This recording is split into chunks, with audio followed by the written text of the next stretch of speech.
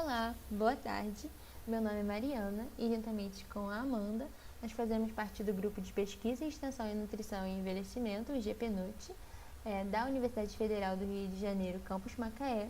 Somos orientadas pela Célia Cristina Diogo Ferreira e hoje viemos apresentar o trabalho com o título Interações fármaco-nutrientes em idosos com uso crônico de medicamentos, uma revisão narrativa.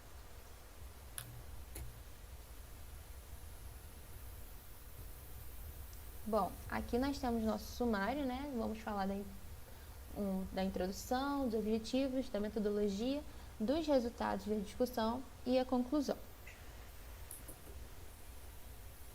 Bom, o que são as interações farmacológicas? Essas interações elas vão estar relacionadas com uma alteração no efeito, né, de um fármaco sendo causada pela ação de algum outro fármaco que é utilizado ao mesmo tempo ou de alguma outra substância, tá? Esse outro composto, por exemplo, pode ser um nutriente e nesse caso nós vamos chamar essas interações de interações fármaco-nutrientes. E quais são os problemas que uma alteração farmacológica pode causar? Bom, ela pode causar antagonismo, aumento da toxicidade, aumento da atividade farmacológica, alteração do estado nutricional do paciente e também efeitos positivos, como a adição ou potenciação. É importante a gente observar que existem sim alguns indivíduos que eles vão ser mais suscetíveis aos riscos dessas interações farmacológicas, como grávidas, portadores de doenças crônicas, pacientes com estado nutricional inadequado, indivíduos com diabetes e doenças cardiovasculares, pacientes que praticam a polifarmácia e também os idosos. Bom, o alimento ele é um fator essencial e indispensável na manutenção e na ordem da saúde. Eles vão estar associados, né, à sua capacidade de fornecer ao corpo humano nutrientes necessários para o seu sustento. No entanto, esses nutrientes eles também são capazes de interagir com fármacos, sendo um problema muito grande, né, na prática clínica, devido às alterações na relação risco-benefício do uso do medicamento. Essas interações elas vão ser facilitadas, né, uma vez que os medicamentos, na sua maioria, eles vão ser administrados pela via oral e aí eles podem modificar os efeitos dos fármacos, já que vão interferir, né, em diversos processos farmacocinéticos, como absorção, distribuição, biotransformação e excreção, provocando, né, um prejuízo terapêutico. Então, aqui a gente, né, observa que essas interações elas podem acontecer, né, e comprometer essa eficácia terapêutica medicamentosa e também na manutenção desse estado nutricional. E elas podem acontecer antes da absorção, durante e até mesmo após. E isso vai estar associado, por exemplo, a uma modificação do pH do conteúdo gastrointestinal, pela velocidade de esvaziamento gástrico, por um aumento do trânsito intestinal, da competição por sítios de absorção e também de uma ligação direta do fármaco com os componentes dos alimentos. Aqui do lado a gente tem uma imagem que está tentando sintetizar tudo isso que a gente abordou nesse slide. Bom, e como que deve ser feita essa administração adequada do medicamento? Essa administração deve ser feita com uma ingestão, né, de 200 ml de água, e esse consumo, né, de água, ele vai melhorar a absorção desse fármaco, vai, por exemplo, diminuir o tempo de contato com as paredes esofágicas, pode também reduzir a acidez e a viscosidade do suco gástrico, dando um aumento da dissolução e um menor tempo desse esvaziamento gástrico. Nesses gráficos abaixo a gente pode perceber, por exemplo, os efeitos, né, do medicamento na concentração plasmática do fármaco. Então, por exemplo, nesse primeiro gráfico a gente observa em uma situação em que o alimento ele não causa nenhum efeito, que a concentração plasmática do fármaco com o tempo, né, mesmo em um período de jejum ou em um período pós-prandial, ele não vai ter grandes flutuações, né, não vai ter grandes mudanças. Já quando a gente tem um efeito negativo, né, desse alimento, a gente observa que a concentração plasmática do fármaco após, né, uma refeição, ela está diminuída e em um caso de efeito positivo, né, desse alimento, a gente observa que a concentração plasmática do fármaco após a refeição, né, ela é muito alta. Bom, e aqui a gente vai falar um pouquinho do estado nutricional do idoso. A gente sabe que com a senescência, né, algumas alterações fisiológicas significativas no processo de alimentação e tratamento farmacológico, elas vão ser observadas, como por exemplo o aumento da gordura corporal, a diminuição do volume hídrico, alterações no trato gastrointestinal, alteração no sistema endócrino e alterações também no sistema renal. Então, a gente observa que esses idosos eles vão ser mais suscetíveis, né, como a gente já falou, a interações fármaco e nutrientes, mesmo que eles não possuam nenhum tipo de comorbidade, uma vez que essas alterações fisiológicas elas vão alterar os aspectos farmacodinâmicos e farmacocinéticos. Então, a gente observa que a deficiência nutricional, mesmo ela sendo de causa medicamentosa, ou fisiológica, ou dietética, ela também pode sim aumentar o risco de desnutrição, né, desse idoso. Como objetivo do nosso trabalho, a gente quer verificar, né, as interações farmaconutrientes que mais acometem os idosos, levando em consideração os medicamentos mais utilizados por eles. O nosso trabalho vai consistir em um estudo qualitativo que apresenta um caráter descritivo e de alerta através de uma revisão narrativa da literatura.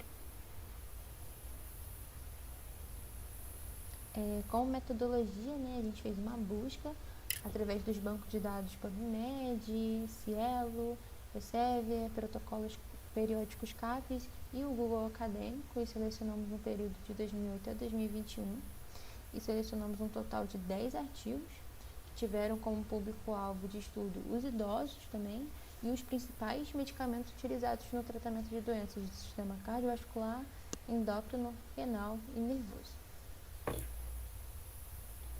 Como resultados, né, do nosso trabalho, a gente observou que há muitos relatos, né, da ingestão de medicamentos com líquidos que não há água. Dentre eles, os mais citados foram os sucos, o leite e o álcool, que são conhecidos, né, por levarem a interações medicamentosas específicas. Por exemplo, a ingestão do leite com alguns alimentos pode levar à formação de complexos insolúveis, né, entre o fármaco e o cálcio do leite. E aí, com isso, a gente acaba tendo um problema na absorção desse fármaco. Já os sucos de fruta, por exemplo, eles são conhecidos por terem um caráter ácido, e isso é muito ruim se a gente levar em consideração que existem uns fármacos que têm instabilidade nesse meio ácido. O álcool já é muito conhecido, né? E ele tem uma propriedade vasodilatadora, então ele consegue, né, produzir uma vasodilatação da mucosa intestinal, aumentando o fluxo sanguíneo. Aumentando o fluxo sanguíneo, consequentemente, ele aumenta a absorção, que pode provocar, né, uma absorção inadequada de diversos fármacos e também levar à ocorrência de efeitos adversos. Além disso, o álcool ele tem capacidade de afetar a distribuição dos fármacos e a excreção também. A partir da análise dos 10 artigos, né, foi observado que as principais interações fármaco-nutrientes são o aumento ou redução da biodisponibilidade do fármaco, aumento ou redução da absorção do fármaco e da biodisponibilidade dos nutrientes, redução da ação periférica do fármaco, antagonismo, efeitos tóxicos e o aumento na incidência de efeitos adversos dos fármacos. Aqui nessa tabela que a gente retirou do artigo de Peixoto, 2012, ela traz para a gente a informação, né, de que a maior parte dos medicamentos que são utilizados por idosos são os medicamentos do aparelho cardiovascular e do sistema nervoso. Aqui nós trouxemos um exemplo, né, dos principais medicamentos que a gente observou nos artigos, e dentre eles a gente tem captopril, O captopril ele precisa ser administrado 1 hora antes ou 2 horas, né, após as refeições. Isso por quê? Porque ele leva a uma redução, né, da absorção e do efeito terapêutico, caso seja consumido conjuntamente com os alimentos. O nifedipina ele precisa ser administrado junto com os alimentos, para que esse medicamento ele fique mais biodisponível. Já a metformina ela tem uma particularidade interessante, que ela provoca a redução da absorção de vitamina B12. E isso acontece basicamente porque a metformina ela tem a capacidade de interferir na ação da membrana dependente de cálcio, responsável pela absorção do fator intrínseco da vitamina B12 no ilho terminal. E isso pode acabar causando, né, nesse idoso neuropatias e anemias por deficiência de vitamina B12. O atenolol, ele precisa, né, ser consumido de forma que se evite o excesso do suco de laranja, pimenta, gengibre. Isso por quê? Porque ele diminui o consumo, né, do etenolol junto com esses alimentos, diminui a absorção do atenolol devido ao fato de que acontece a inibição das glicoproteínas gástricas e, consequentemente, a gente observa um antagonismo no efeito antihipertensivo. Como discussão, a gente tem, né, que a prescrição medicamentosa para o idoso é muito maior se comparado com as outras faixas etárias. Isso tem relação devido à maior parte dos idosos apresentarem a multimorbidade, que pode levar a perdas nutricionais, fazendo, se necessário, suplementação dietética. É importante falar também que os pacientes idosos normalmente praticam polifarmácia, então eles estão mais propícios a sofrer interações farmaconutrientes. Então, o estudo dessas interações da farmacoterapia do paciente como um todo são necessários. E, embora o assunto ele seja muito importante, a gente observou que existe pouco material na literatura, principalmente brasileira, né, sobre as interações farmaconutrientes em idosos. A gente observa isso para um público mais geral, mas para idosos especificamente a gente observou que existe muito pouco. E aqui a gente trouxe apenas uma reflexão, né, sobre como que orientar, né, como orientar esse paciente a tomar um medicamento. Então, tem que orientar ele quando e como tomar. É importante a gente também ter ciência sobre as possíveis interações com vitaminas e minerais, quais efeitos isso pode causar, né, no estado nutricional desse paciente, e explicar isso da maneira mais fácil possível.